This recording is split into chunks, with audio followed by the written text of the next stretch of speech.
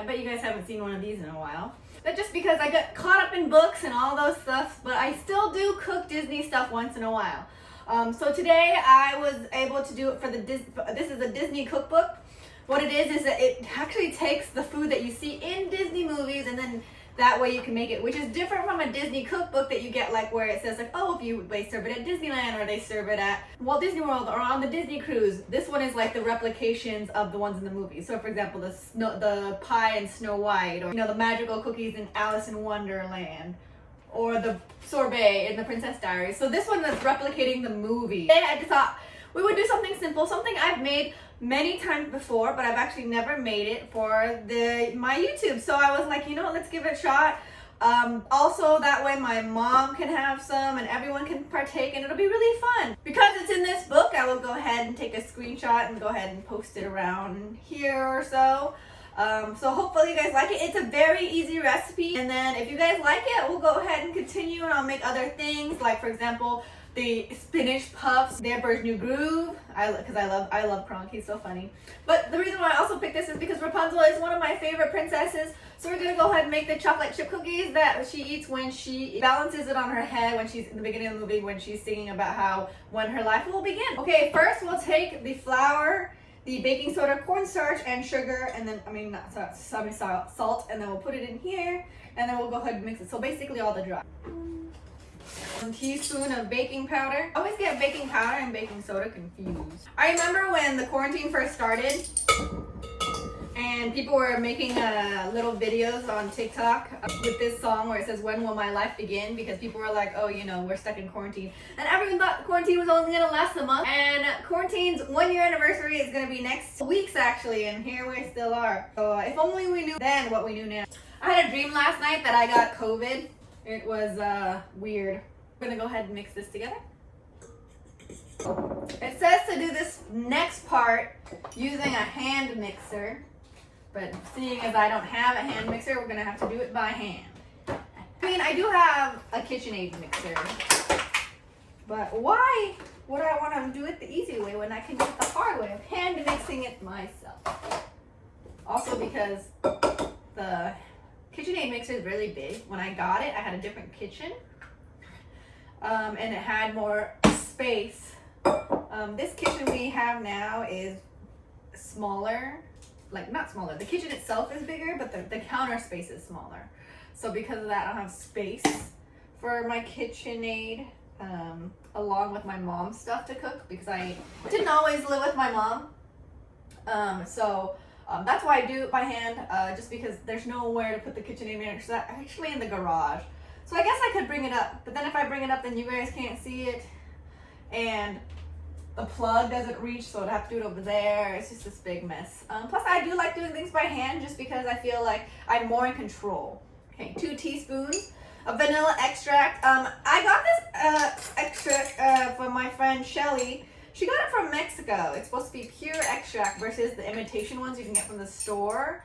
I honestly don't really taste the difference, but it's crazy. Have you guys ever tried vanilla extract?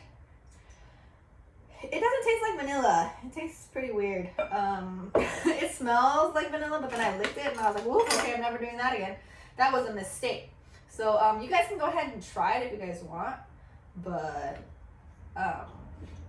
you don't have to, because I did it for you, and it's not that great. Purely, it only brings out its essence when you actually bake it, I guess. Alright, so I mixed over the eggs and which you guys actually can't see because I covered it with this bowl. Now that you guys can see it, even though this bowl is opaque, I'm mixing up the eggs and the vanilla extract, and then I'll go ahead and put in the butter and sugar. So we'll go ahead. Sugar, and then the butter, which is 6 ounces, so 1.5 sticks of butter. I've been making friends with people on the internet lately, in the last week or so, for people who like Disney. I want to discuss Disney style and dresses and things like that. Interesting how everyone has like different things that they have to say. Like I was talking to one girl and she was like, oh yeah, I'm going to a Disney cruise with my family. One person said like they're really excited because they're going to Walt Disney World. One person says that they have no plans to go to Disney anytime soon. but that they do like watching Disney movies, and then they're, you know, all the stuff they buy from the Disney store. A couple of them do live around here, and we were talking about how much we hate the fact that Disneyland's not open. Into the instructions, you're supposed to fold in the chocolate chips. I don't know what the heck fold in means, but I guess we'll fold in. I know that it's a cooking terminology. That means that you're supposed to like a mixture of it and then fold it, like almost like you're folding it in half. Then put more chocolate chips and then you fold it in half. You know what I mean? But the way they say it. I was making fun of my best friend Angela because she does like cooking, so she actually uses really good terminology. So like she won't just say like, oh well, I cooked it with garlic or something like that. She'll say like, well, I made Brussels sprouts tossed in with garlic. I'm like, who the heck says tossed? Like, as opposed to what? Dude is joking. Just like there's terminology in gaming or terminology with reading, I think every hobby, job thing out there, they all have their own lingo.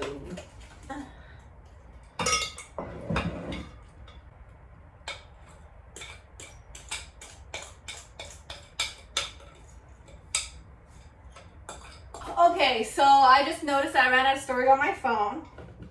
So you guys missed the part where I put in the sugar, not sugar, the chocolate chips in here. So my bad. I did 1 cup of chocolate chips and now I'm folding it in. And I only did 1 cup, and the reason for that is because I don't have a sweet tooth, I have a salty tooth. So I don't like too much sugar. These are the semi-sweet chocolate chips. But I still don't want too much in there. So that's why. You can put more or you can put less depending on what you want. But I'm very comfortable with it, with being only 1 cup, because that, even though there will be less chocolate chips, I know it will be tasty, number one. It just won't look too chocolatey chippy, which is fine. I've done it before in different recipes where I've added more chocolate chips and it was super sweet. But that was when I was younger and I liked a lot of sugar. All right, so we're gonna go ahead and put this in the fridge, like I said, for 30 minutes, and then we'll be back to roll them in balls and put them in the baking sheet. Okay, so now that we're back, it's been refrigerated. I cleaned up everything, as you can see, and I have the cookie sheet here. I already went ahead and preheated the oven, so we'll just go ahead and roll them into little balls and place them on here. Just go ahead and roll them like this, and then place them evenly.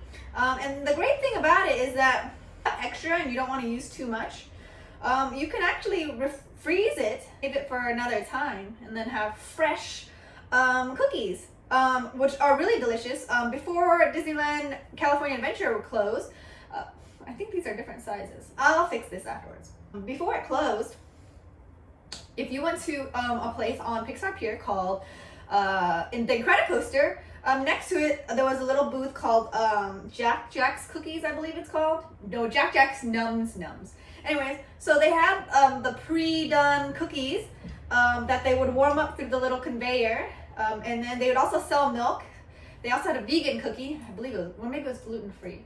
Anyways, I always just got the chocolate chip one, and it was so good because it was just the chocolate chips were like freshly melted, and I would drink it with that milk, and it was super delicious, super delicious. And the milk was always really cold. It was really good. It was really expensive though. I think you paid like $6 for the cookie, and then like another $3 for the milk. But it was really good.